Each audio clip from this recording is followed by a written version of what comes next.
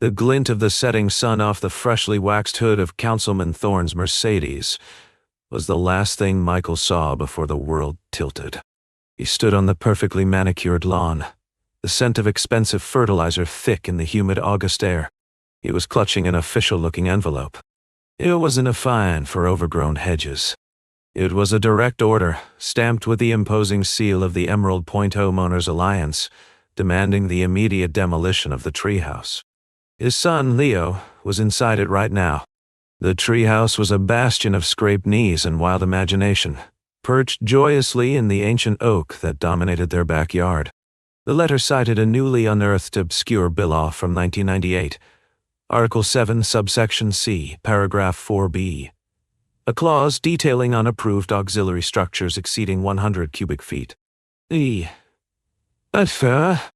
The treehouse, a sturdy, cedar-planked marvel that took a year to build, was exactly 107.5 cubic feet. Michael felt the familiar prickle of heat behind his eyes. It was a phantom burn from the construction loan documents he'd signed just 2 years prior. Documents that now felt less like a promise and more like a noose. 6 months earlier, Emerald Point had been a sanctuary. Michael, a single father and freelance architectural designer, had poured every last cent into the down payment. The appeal was the quiet, the community, and the sprawling backyard with its magnificent oak. He remembered Leah's ecstatic shriek when Michael first sketched the treehouse design on a grease-stained napkin. It was a project born of pure love, not just for his son, but for the idea of a stable, happy life he had fought so hard to build after a brutal divorce that had left his finances in tatters. The treehouse was a beacon of hope perched high above his anxieties. Michael was a meticulous planner, but also a man haunted by the constant fear of financial ruin. He opened the front door, the envelope feeling like a lead weight in his hand. The smell of freshly baked cookies hit him. Mrs. Gable, his next-door neighbor, was standing in his kitchen. She was a sweet old woman with a pathological love for gardening, but also a viciously private person who had recently been at odds with the Homeowners Association over a nuisance fine for a bird feeder. She glanced at the envelope and her smile faltered. "Don't let them do it, Michael," she whispered, her usual sugar-sweet tone replaced by a gritty edge. "They did the same thing to my feeder. They're just looking for excuses to fine people now," she continued. Her eyes, usually so bright, were clouded with a deep resentment. "They're trying to drain us dry, one little violation at a time." Her words were a chilling echo of Michael's own fears. He knew the Homeowners Association had been increasing dues, citing community improvement projects like the tennis court's new emerald green 116 paint. He had dismissed it as the cost of living. Now, the bird feeder and the treehouse felt less like isolated incidents and more like a coordinated campaign. A tremor of foreboding went through him. The following morning, Michael walked into the office of the Emerald Point Homeowners Association. It was a small, sterile building with an imposing oak door. The office manager, Brenda, refused to let him see Thorne. She cited an unprecedented number of compliance issues. Michael, growing desperate, managed to get a glimpse of Brenda's computer screen as she shuffled papers. He saw a complex spreadsheet, not of fines, but of property deeds and mortgages. Next to his name was a highlighted row with a code he didn't recognize, CL-DFL-30. The color of the highlight, a jarring, aggressive fuchsia, made his blood run cold. He was a homeowner in good standing, but also one who was still making payments on a high-interest construction loan. The construction loan, from a local lender called Pinnacle Capital, was his only option due to his less-than-perfect credit. They were known for easy approval, but also astronomical interest rates if payments were late. The treehouse felt less like a nuisance and more like a carefully placed landmine. Michael's heart hammered against his ribs. He felt a phantom tightening in his chest. The Homeowners Association letter was a carefully aimed arrow, but the real weapon was the fine print of his own loan. He spent the next 3 days poring over his documents. He found it. Tucked away in Article 14, subsection G, was a little-known clause titled Property Morality and Covenant Adherence. Neither. It stated that any formal violation of Homeowners Association bylaws constituted a breach of the loan agreement. Such a breach gave Pinnacle Capital the right to increase the interest rate by up to 1,500 basis points. In some cases, it could even demand the full loan balance within 30 days. Michael was a man who believed in rules, but also one who had just discovered the rules were a rigged game. The following week, a new certified letter arrived. This one wasn't from the Homeowners Association. It was from Pinnacle Capital. The letter was short and devastating. It informed him that due to a minor procedural miscalculation in his last payment and his pending formal Homeowners Association violation, his interest rate would increase immediately. The loan balance of $120,000 would go from a manageable 4.5% to a punishing 19.5%. The Homeowners Association notice, demanding demolition, was enclosed as Exhibit A. Michael was trapped. To save the treehouse, he would defy the Homeowners Association and trigger ruinous fines. To tear it down, he would break his son's heart and admit defeat. The numbers swam before his eyes. The monthly payment would now be completely unmanageable. The Homeowners Association, the loan company, the vague bylaws, it all felt like a perfectly orchestrated trap.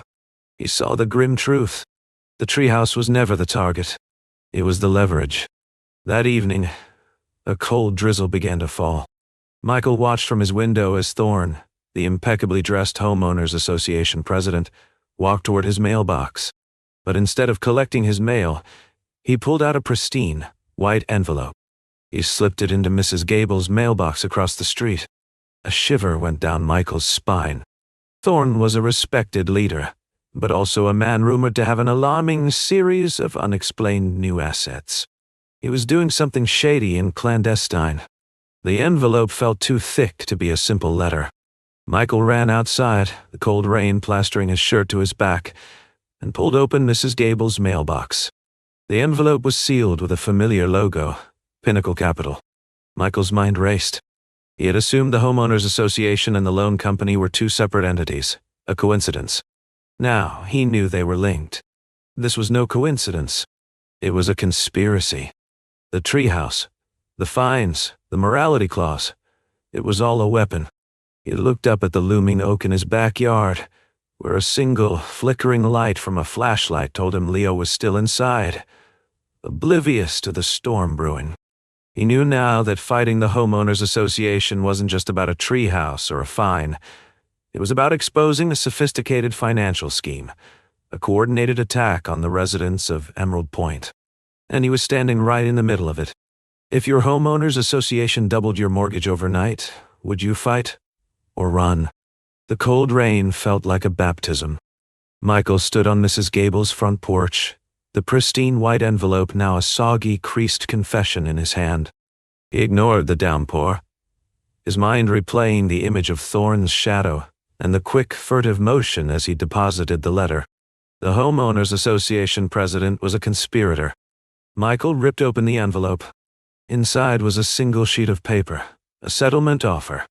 It was a low-ball bid to buy Mrs. Gable's house outright cash, citing a rapidly escalating series of fines. The value of her modest home was assessed at $380,000, yet the offer was for only $215,000. It was less a negotiation and more a threat. The document referred to her accumulating financial strain. It was a cold, transactional game, with the Homeowners Association bylaws as the board and the residents' homes as the pieces. Michael felt the last shred of his polite suburban facade fall away. It was replaced by a cold, hard fury. This was about more than a treehouse. It was about stealing people's homes. Michael's mind, a designer's mind, started to connect the dots. Across the neighborhood, Councilman Thorne was anything but calm. He was a respected Homeowners Association president, but also a man drowning in gambling debts and living on borrowed time. Inside his house, the air felt thick with expensive cologne and a quiet desperation. He held his phone, the screen flickering with a stock ticker he'd been watching all day. His hands shook slightly.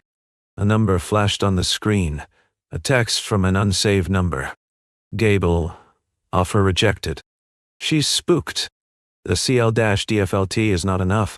Move to phase 2. Thorne clenched his jaw. This was getting messy. The treehouse was a minor nuisance, a distraction. The real play was the equity. Homes like Mrs. Gable's, paid off or with tiny mortgages, were gold mines. His partners wanted them to default on their dues and assessments, forcing a foreclosure. This would allow them to snap up the properties for pennies on the dollar, leveraging a foreclosure trick that used Homeowners Association liens to jump the line in a crowded legal process. The treehouse and the bird feeder were just the beginning. The plan was to bury the entire community in a blizzard of frivolous fines until they buckled. Thorne paced his imported Persian rug. He couldn't afford for this to fail. The debt to a certain investor was mounting. The interest on his personal loans was punishing. He was a shark in a suburban fishbowl, and he had to keep moving or he'd die.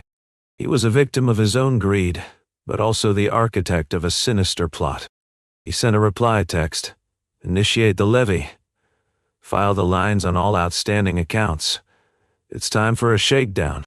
The Homeowners Association, a community body, was now a private enforcement arm. Thorne looked out his window at the rows of perfect houses. He saw not homes, but assets. He was just doing what he had to do to survive, wasn't he? Meanwhile, 100 miles away, in a cramped office that smelled of old paper and lukewarm coffee, a woman named Anna sorted through a stack of documents. Anna was a forensic accountant and an independent investigator. She was hired by a small group of retired residents from a neighboring community who had seen a strange pattern of foreclosures. Anna was a quiet, meticulous number cruncher, but also a woman with a deep, personal vendetta against financial predators. Her own parents had lost their home in a similar equity scam a decade ago. She was tracking the web of shell corporations and predatory lenders. The common thread in all her files wasn't the lenders, but the specific legal firm handling the foreclosures, and the fact that every single case had been initiated by a homeowners association. Fine. She saw a list of 17 names, a list of lives destroyed by manufactured debt. The financial weapon wasn't the fine itself. It was the foreclosure process that homeowners associations could leverage. She pulled up a public records search for Emerald Point Eye. The foreclosures hadn't started yet, but the litigation had. She saw Michael's name, Michael Sterling, and his property on Cypress Lane. It showed a construction loan from Pinnacle Capital. The lender's name was the final piece of the puzzle.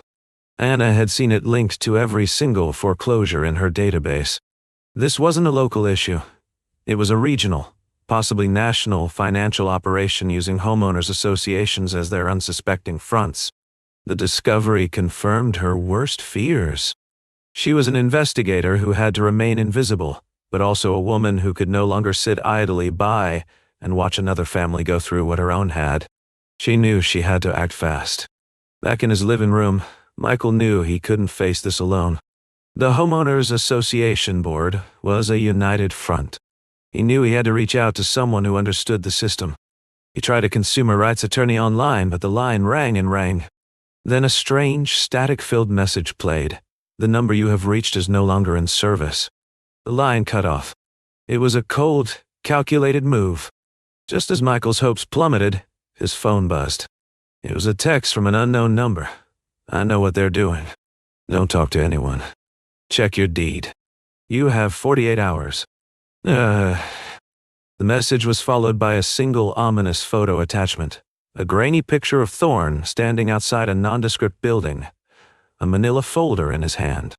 The sign on the building read, Apex Litigation Services. Apex was the name of the law firm on every single one of Anna's foreclosure files. Who was this person? And what did they know? And if the Homeowners Association and Pinnacle Capital were working together, what was Apex's role in this twisted financial game? The rain streaked down the window, mirroring Michael's state of mind. He stared at the grainy photo on his phone, the image of Councilman Thorne, and a manila folder. The sign for Apex Litigation Services was like a ghost in the background. The text was from an unknown number. Check your deed. You have 48 hours. What did it mean? He scrambled for his mortgage documents, pulling the thick stack of papers from a fireproof safe. His hands shook as he thumbed through the pages. He was a designer, a man who understood angles and light. But this world of financial mechanisms was a foreign, hostile country. He found the deed. It was a simple document, signed and filed, but he knew from the text that a hidden truth was buried within. The fear of being watched made the hair on the back of his neck stand up. The treehouse, the loan, the fines, it was all a symptom. The deed was the disease. Michael was a loving father, but also a man who had walked straight into a trap. 100 miles away, in a cramped two-room office that smelled of toner and old coffee, Anna pulled up another file on her monitor. She was tracking a series of questionable property transfers. Every single one was linked to Apex Litigation Services. The name Apex wasn't a law firm. It was a front, a shell corporation that specialized in acquiring properties through legal loopholes. Her suspicion had been a hunch, but the data was now irrefutable. She was looking at a pattern that was as audacious as it was terrifying. Apex would purchase an overdue property tax lien, an incredibly cheap legal maneuver. Then, they would use their influence with local homeowners associations to manufacture fines. The fines would escalate, triggering a legal process that allowed the lien holder, Apex, to force a foreclosure. It was a flawless system that bypassed traditional mortgage foreclosures. It targeted homes with low or no mortgage debt. The Homeowners Association was the first domino in a chain that ended with a rigged auction on the courthouse steps. Anna was a forensic accountant by trade, but also an avenging angel, driven by the memory of her parents losing their home to a similar scam a decade ago. She saw not just numbers on a spreadsheet, but the ghost of her childhood home, a specter of financial ruin that fueled her every move. Michael, meanwhile, was on his knees, surrounded by legal documents. He went back to the deed, scanning it word for word. And then he saw it. Tucked away in a section labeled Additional Property Rights, there was a line that hadn't stood out before. A pre-signed declaration of a tax lien and right of assignment. It was to a private third-party organization in the event of default on property taxes or homeowners association dues. It was a single, innocuous clause. But it meant if Michael failed to pay his property taxes on time, even a single day late, a private entity could seize his home's title without a traditional foreclosure proceeding. The declaration was already assigned to a company I'd never heard of, a limited liability corporation called Perimeter Holdings. Michael felt a cold sweat break out. The tax payment due date was in 4 days. It was just another piece of the trap, a second path to ruin. The anonymous text was right. The deed was the key. Back in his meticulously organized office, Thorne was on the phone, his voice a low, venomous hiss. The Sterling situation is compromised. He's asking questions. The Gable offer was too soft. She, the man on the other end, a disembodied voice crackling through a cheap phone, was not pleased. The voice was cold and clipped, a predator on the line. The treehouse was supposed to be a simple trigger, Thorne. This is not about sentiment. You have 1 week to get Sterling to default on his tax payment, or we will initiate the final protocol. Oh. Thorne hung up, his face a mask of bitter resentment. He had been so sure he could outsmart the system, but he was just another cog in a machine that ground up lives for profit. He was a respected community leader, but also a desperate pawn in a high-stakes chess match with a shadowy criminal organization. He had gambled away his future and now had to gamble with other people's lives to survive. The money he had borrowed, a staggering $1.50 million, had come from this group. His debt was so large it could never be paid back, only worked off. The Homeowners Association was his personal fiefdom, a tool to manufacture the foreclosures his masters demanded. Thorne was not a mastermind. He was a slave. In her office, Anna discovered a crucial link. Perimeter Holdings, the company named on Michael's deed, was a subsidiary of Apex Litigation Services. It all funneled back to the same source. And that source was a man named Adrian Vance, a former corporate raider who had served time for fraud. Vance was a name that haunted the financial underworld. He was a man who operated in the shadows, using legal loopholes and financial instruments as weapons. His last known public address was in a gated community with a suspiciously high rate of homeowners association-initiated foreclosures. Ana's investigation was now a race against time. She had names, dates, and an understanding of the method. The problem was getting the evidence to the right authorities before Apex found out she was watching. She was an investigator who had to remain invisible, but also a woman who knew she had to take a risk to save a family. She looked at Michael's name on the screen and felt a surge of grim determination. Michael's phone buzzed again, a new message from the unknown number. The tax payment. Don't be a day late. I'll be in touch. The message felt like a direct warning, a chilling confirmation that he was being watched. He didn't know who this person was or why they were helping him, but he knew they were his only lifeline. He looked at the stack of documents, the deed, the loan papers, the menacing homeowners association fines. He knew now that his fight wasn't just against his next-door neighbors, but against a powerful criminal enterprise that had co-opted the homeowners association for its own ends. The treehouse was just a distraction, a way to test the system. The real goal was his home's equity. He had a choice. He could run, take Leo and what little they had left, or he could fight. Just as he made his decision, a loud, insistent knock echoed through the quiet of his home. It wasn't the polite knock he knew. It was a heavy, confident pound. Who was at his door? Was it Thorne, here to make sure he failed? Or was it a new player in this terrifying game? And what would he do now that the game had come to his front door? The loud, insistent knock echoed through the quiet of Michael's home. It wasn't a polite, neighborly knock. It was a heavy, confident pound. Michael's heart hammered against his ribs. He was not prepared for this. He glanced at the kitchen counter, where his phone lay, a glowing lifeline with the anonymous text. He took a deep breath, fighting the urge to flee. He had just made his decision to fight. Now he had to face the first challenge. He opened the door a crack, his knuckles white against the wood. Standing on the porch, not Thorne, but Brenda, the sour-faced manager from the Homeowners Association office. Her hair was disheveled, her face pale. She was shaking. Her eyes, usually cold and unblinking, were wide with a terror Michael had never seen before. "They know," she whispered, her voice a thin, panic thread. "He's coming. We have to go. Now." Brenda was a quiet, meticulous rule enforcer, but also a terrified pawn in a game far beyond her control. She had been the one on the other end of the anonymous texts. She wasn't a conspirator. She was a victim, just like him. Her fear was a living, breathing thing. It was infectious. Michael's resolve wavered for a moment, but then he saw the desperate human plea in her eyes. He knew she was telling the truth. Across town, Councilman Thorne sat alone in his darkened living room, a tumbler of whiskey in his hand. The blinds were drawn. His phone was off. He was hiding. The facade of the powerful Homeowners Association president was gone. He was a desperate man on the run, a ruthless operator who had underestimated the people he was working for. The quiet voice on the phone, the one that had ordered him to make Michael default, was not a partner. It was a master. He was a respected community leader, but also a man who had gambled away his soul and now had to answer for it. He heard a vehicle slow down outside, its engine a low, menacing rumble. Fear, cold and sharp, pierced him. He was no longer in control.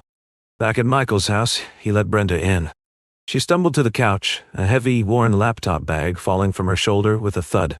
She pulled out a small encrypted thumb drive and a printout of the spreadsheet Michael had seen on her computer screen. The one with a code, CL-DFLT-30. Her hands trembled as she pointed to the row next to Michael's name. "That's the code for a construction loan. Default 30-day window. They've been waiting for a trigger." She explained that she wasn't a willing participant. She was a single mother with an impossible mortgage, given to her by the same company, Pinnacle Capital. Her job was to create the paper trail of violations and to flag the right homes for foreclosure. It was her leverage against them. The system was brilliant in its cruelty. Every homeowner who had an active construction loan or a pre-assigned tax lien on their deed was a mark. The Homeowners Association bylaws were the fishing line, and the fines were the bait. The plan was simple. Manufacture a violation, trigger the loan's morality clause or the tax lien, and then, with the help of apex litigation, seize the property in a fast, low-cost foreclosure. It wasn't about the fines, it was about the legal process. It was a network of shell corporations, law firms and homeowners association boards, all controlled by a single, shadowy figure, Adrian Vance. Michael looked at the spreadsheet. He saw a row for Thorne's own house, with the same code. Thorne wasn't a mastermind. He was a desperate pawn, just like Brenda.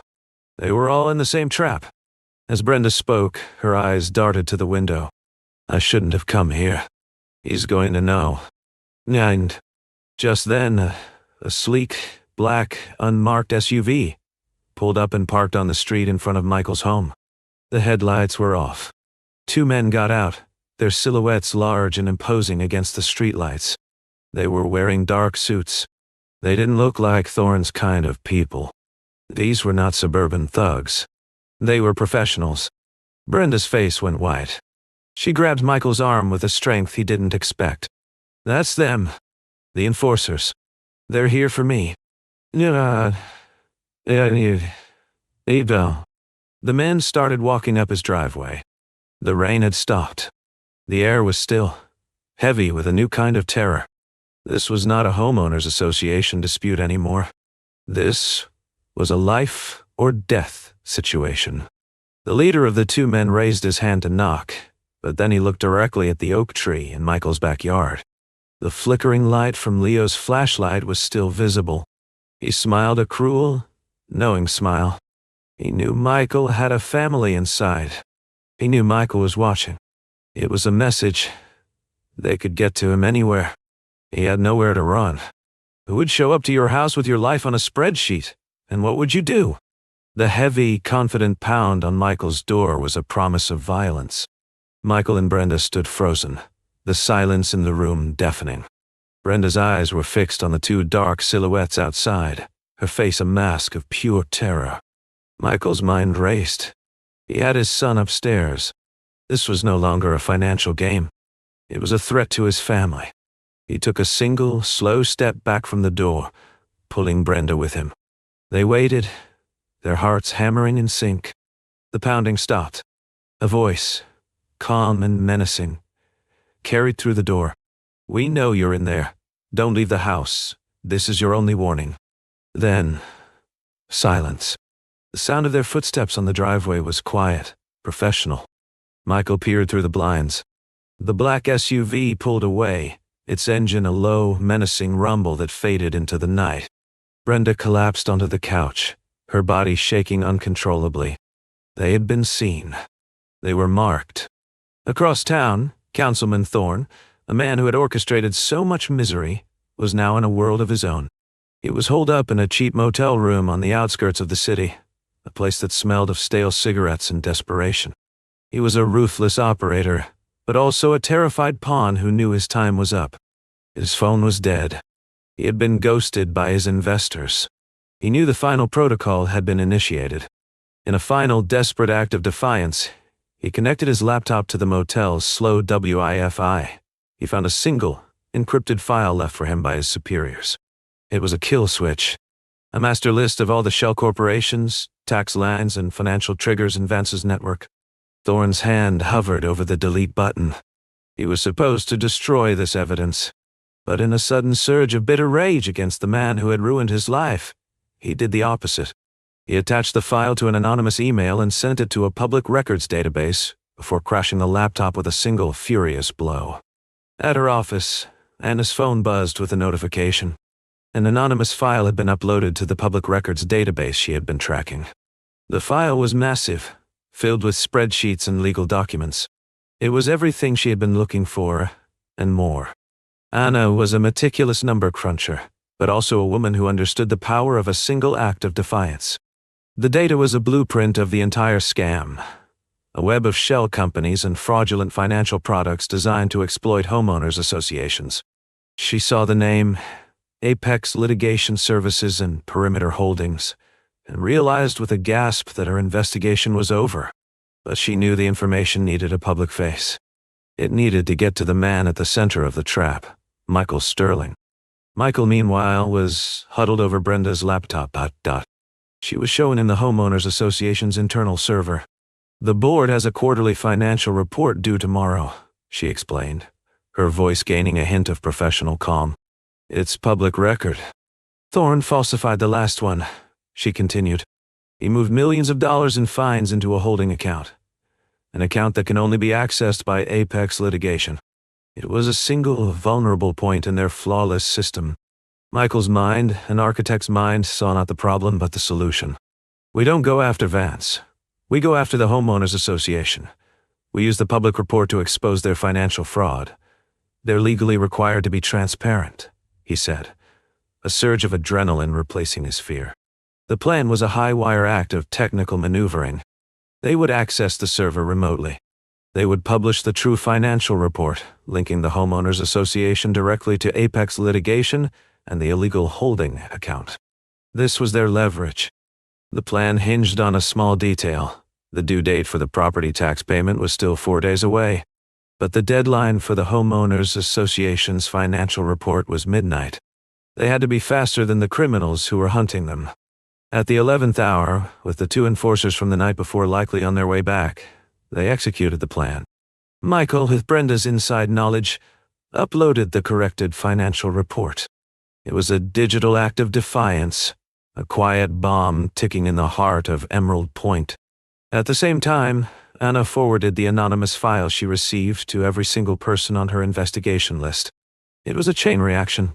The news began to spread on local forums, on community pages, on the very platforms designed to connect neighbors. The next morning, the sun rose on a different world. Adrian Vance was on a plane, heading for the Caribbean, when his phone began to buzz with notifications. The shell corporations were being audited. The accounts were being frozen. The entire network, built on legal loopholes, was unraveling from within. The financial and legal community, once so silent on these scams, was now in an uproar. The Homeowners Association of Emerald Point was under official investigation. Thorne's act of rebellion had provided the evidence. Michael's digital courage had made it public. Weeks later, Michael and Leo stood in their backyard, building a new treehouse. They had won. The Homeowners Association was dissolved, the fraudulent loans were voided, and Michael's deed was safe. Mrs. Gable's home was safe too.